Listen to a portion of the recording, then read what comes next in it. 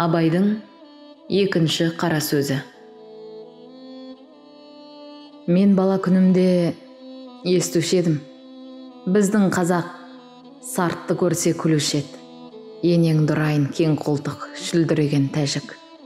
Арқадан үй төбесіне саламын деп қамсы артқан, бұтадан қорыққан, көз көргенде әке-үке десіп шығып кетсе қызын боқтасқан. Сарт сұрт деген осы деп. Ноғайды көрсе, оны да боқтап күлуші еді. Түйеден қорыққан ноғай, атқа мінсе шаршап, жаяу жүрсе демін алады. Ноғай дегенше ноқай десеңші, түккен ғай келмейді. Солдат ноғай, қашқын ноғай, башалшық ноғай деп. Орысқа да күлуші еді. Ауылды көрсе шапқан жаман сасыр бас орыс деп. Орыс ойына келгенін қылады деген. Не айтса соған нанады. Ұзын құлақты тауып бер депті де. Сонда мен ойлаушы едім. Ей Құдай-ай, бізден басқа халықтың бәрі антұрған жаман келеді екен. Ең тәуір халық біз екенбіз деп. Әлгі айтылмыш сөздерді бір үлкен қызық көріп, қуанып күлуші едім.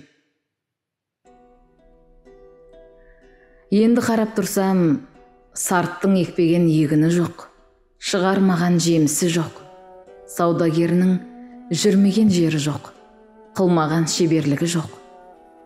Өзі менен өзі әуре болып, бірі менен бірі ешбір шаһар жауласпайды.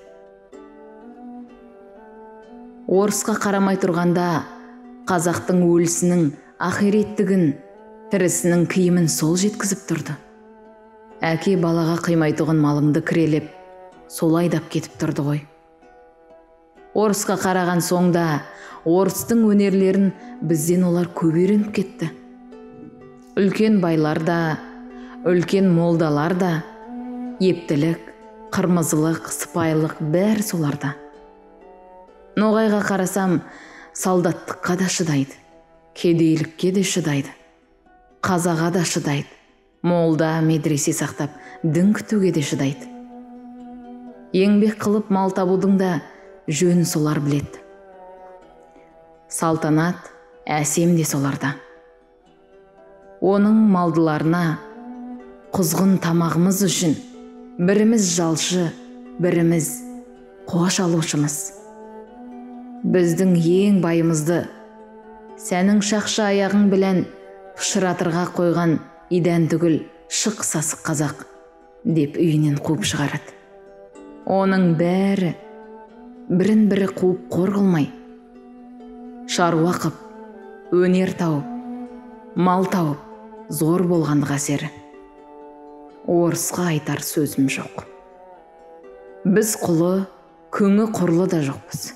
Бағанағы мақтан, бағанағы қуанған, күлген сөздеріміз қайда кетті екен?